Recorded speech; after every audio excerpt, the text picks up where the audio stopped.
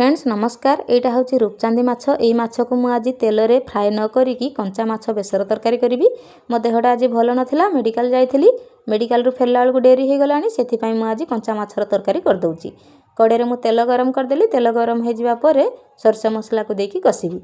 सोरिष मसला को किछि समय कषि सारा पर मुझे हाफ चामच हलदी पाउडर, काश्मीर रेड चिली आ माछ मसला को देवी।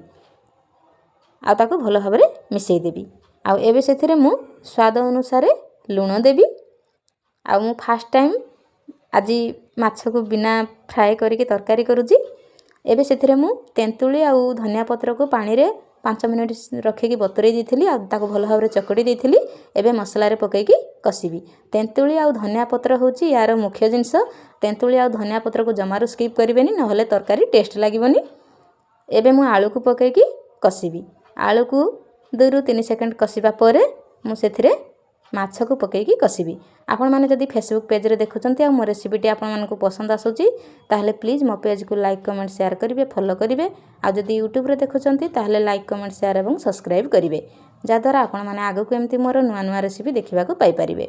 आलू आ माछ को दे मसला रे किछि समय कषि सारिबा परे मु सेथिरे पानी ऐड करिवि। आ मु एथिरे 1 ग्लास पानी ऐड करिछि। आपण माने जेतिकी ग्रेवी चाहुचंती से हिसाब रे पानी ऐड करिवे। पानी देके मु ताकू भल भाव में मिसई देली। आउ सिझिबा पई कवर करके 5 मिनिट रेस्ट रे छाड़ देवी।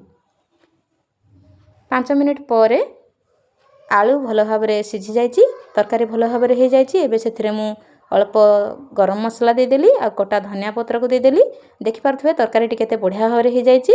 रेडी हो जाइछि रूपचांदी माछ बेसर।